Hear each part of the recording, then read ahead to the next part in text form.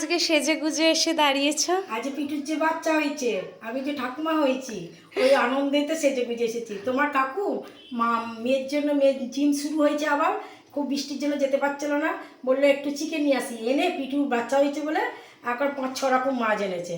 সেই আমি অন্য ভিডিওতে দিয়েছি, তোমরা পরে দেখাবো। আচ্ছা কি কি রান্না করেছি দেখো। এই যে ভাত, আচ্ছা নোটে শাক, আলু পেঁয়াজ দিয়ে, এতে রসুনও আছে, ভাজা করেছি। আর হচ্ছে পেঁয়াজ দিয়ে, আলু দিয়ে, উচ্ছে দিয়ে ভেজেছি, তার সঙ্গে মুসুর ডাল ভিজিয়ে রেখেছিলাম, মুসুর ডাল এর সঙ্গে দিয়েছি। গরম ভাতে খাবেন আপনারা, খুব ভালো লাগবে। আপনারা যদি এই রান্না কোনো দিন কেউ খেয়ে থাকেন তাহলে আমাকে একটু কমেন্টে জানাবেন।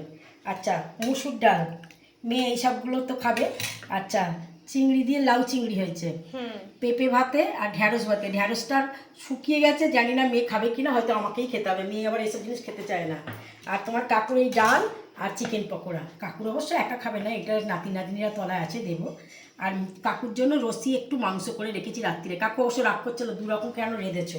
আমি বললাম রোজই তো তুমি পকোড়া খেতে ভালোবাসে, তাই বললাম না তোমার জন্য তো কিছুই কোনো সময় করা হয় না, আজ তোমার জন্য পকোড়া করেছি। ওই জন্য তোমার জন্যই তো করা হয় গো, বাবার জন্যই তো করা। বাবা সেই রকম বাবাকে খাওয়াতে হবে। আচ্ছা আর আমার জন্য করেছি ইলিশ মাছ দিয়ে, কাঁচকলা দিয়ে, আলু দিয়ে পাতলা ঝোল।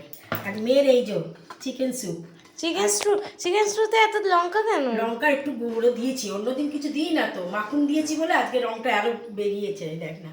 আচ্ছা আমার এই সমস্ত রান্নাবান্না করেছি। আর কথাবার্তা রান্নাবান্না যদি পছন্দ হয়ে থাকে তাহলে একটা লাইক করে দেবেন, একটা সাবস্ক্রাইব করে দেবেন। নমস্কার।